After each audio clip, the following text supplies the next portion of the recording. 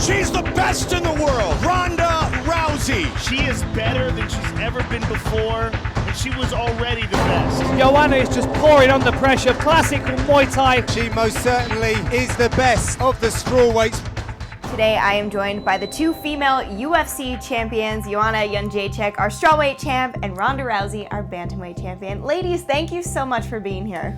Thank you. So we wanted to get you guys together and do this sit down because you are headlining the biggest show in UFC history in Melbourne, Australia, UFC 193. Knowing it's such a massive stadium show, that has to be pretty overwhelming to think about, especially from where women's MMA just came from a few years ago.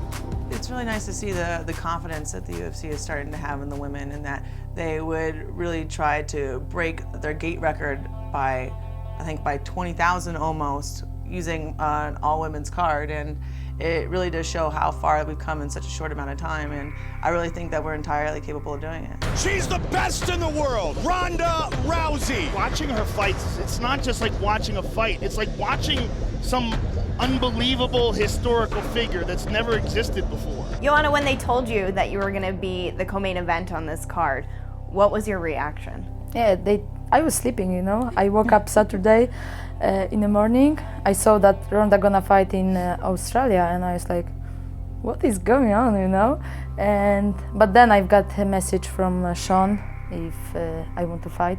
Of course, I said yes, because I'm a fighter and I want to fight as much often as I can. So I was super happy that I can be on the same card with Ronda. It's a pleasure for me, and I'm happy that I will fight in Australia, like in one of the biggest UFC shows in the world, yeah. So I was super happy. You've been vocal about being fans of each other's fighting styles. If you can, just kind of describe what attracted you to watching one another fight and why you find each other so compelling as athletes. I follow Ronda, so I can see myself. She knows the rules, you know. She's going like through, and I like it so much. She's a champion, and she knows what to do, and she's keep on training hard. I'm doing the same thing, you know. Other people, our opponents, they think that it's easy to be a champion, you know, but it's not, you know. It's all about hard work, and that's all. I love that Joanna's always going for a finish. She's not a points fighter. She's very much about being completely dominant at all times, and she really ties everything together so well that it's not like you're watching a brawl. You're watching like really high-level problem solving, and I really learn a lot when I watch her. And to be honest, like that we're on the same card, I'm kind of bummed out that I'm gonna be distracted and focusing on my own thing, and I'm not gonna be able to like sit down and watch and be like, I wonder what she's gonna do. Like, Then we're gonna, after the show, we're gonna sit down and watch again. Joanna Jedrzejczyk has delivered the Polish power. She remains the UFC strawweight champion. Now you will be on what could be the biggest pay-per-view of the year, could be the biggest pay-per-view of all time. So thinking about that, just your last fight going from, you know, being on the UFC Fight Pass to now having not only millions of eyes on the pay-per-view, but also a lot of new fans as well. I'm ready for it, you know. I'm happy, and my last fight was on Fight Pass, but I'm happy because it was first title fight on Fight Pass, so I hope not last time, you know. Absolutely.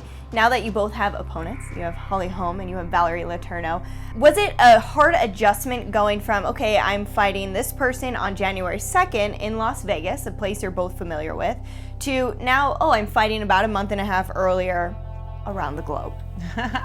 Actually, I kind of expect that something's going to happen at all times, because I know if somebody falls out at some point, like, I want to get the call. I know, because Dana knows I will make weight and I will fight within 24 hours. So it's just like, someone's gonna get injured. I just know it, and I'm gonna get a call. And like, lo and behold, it happened. And no, I'm ready at all times. It's actually kind of nice that the last fight was in Brazil, and we had to do a lot of traveling, like a lot of time adjustment and everything like that. And so kind of used to that format right now. I think it's more of an advantage for me than it would be for Holly, who's more used to fighting locally. Like Ronda said, you know, we're ready all the time, so I don't care who I gonna fight, you know.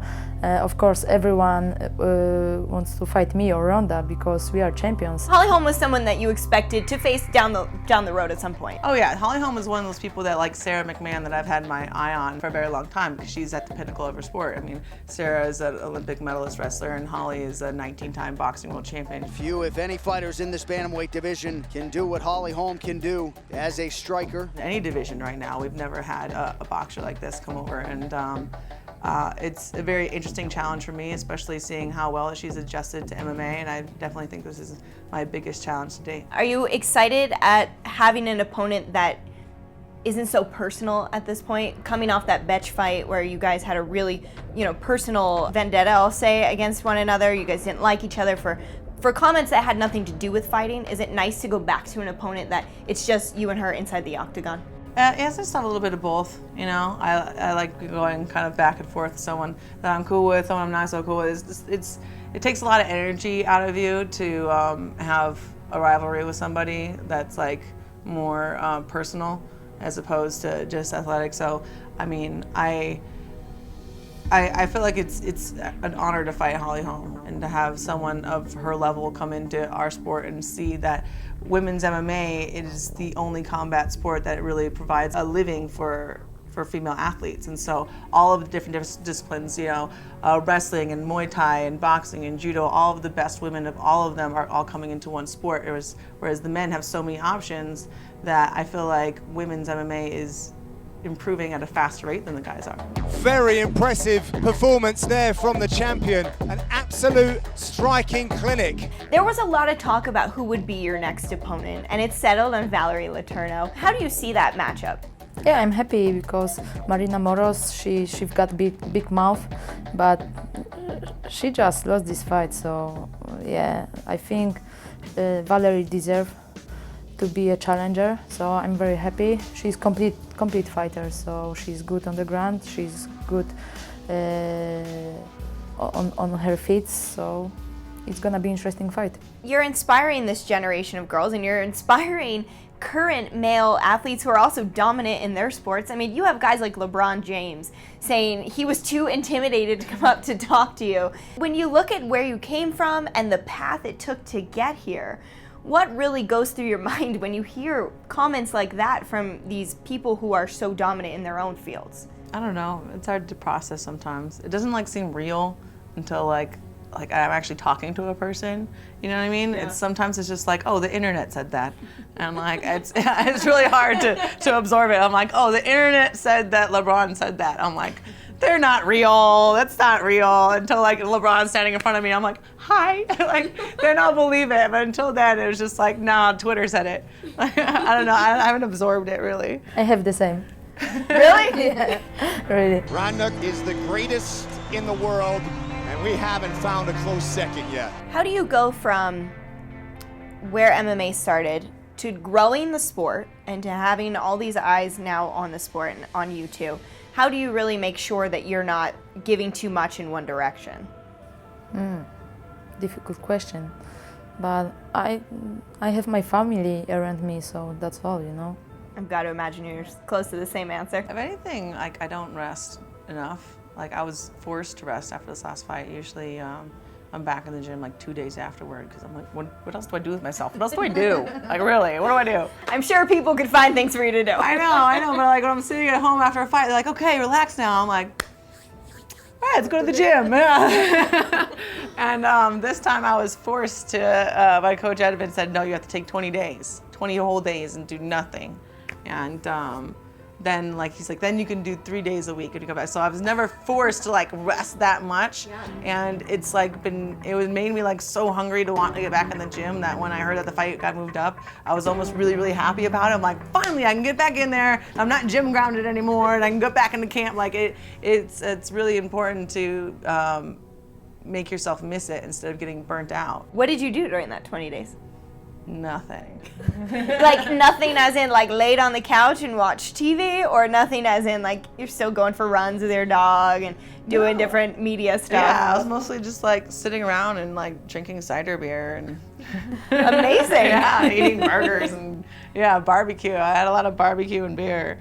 It was actually kind of nice. Yeah. Yeah, I know. It was a weird that I actually rested after this fight, because yeah, I had so many fights in a row with no rest. And so like everybody was getting on me about resting. I mean, like, whereas like Dana and Lorenzo were telling me to rest, my mom was telling me to rest, my coach was telling me to rest. I was like, okay, this is like the quadfecta of like, I can't say no and I need to actually chill out for a minute. Yeah, you don't want to make any of those people All mad. 4 of them, I'm like, I'm not pissing off any of them. I'm gonna sit right back down and not do anything. Now that UFC 193 has been announced and the pay-per-view is rapidly approaching in November, what can people who are fans and brand new eyes to the sport expect from this card? I think that they're going to see a lot of misconceptions and stereotypes about the sport shattered when they actually watch it. And but I think that what people that are unfamiliar with MMA think MMA is, they're going to get a real learning that night and see something that's a really beautiful art, and I think the most progressive sport in the world for women. And I think it's going to be a really historical night that we remember for a long time, and they're going to be very happy to say that they saw it live. They're gonna see good Muay Thai and good judo. That is for sure. Well, thank you so much, ladies, for joining me. It's such an honor to talk to both of you. Best of luck.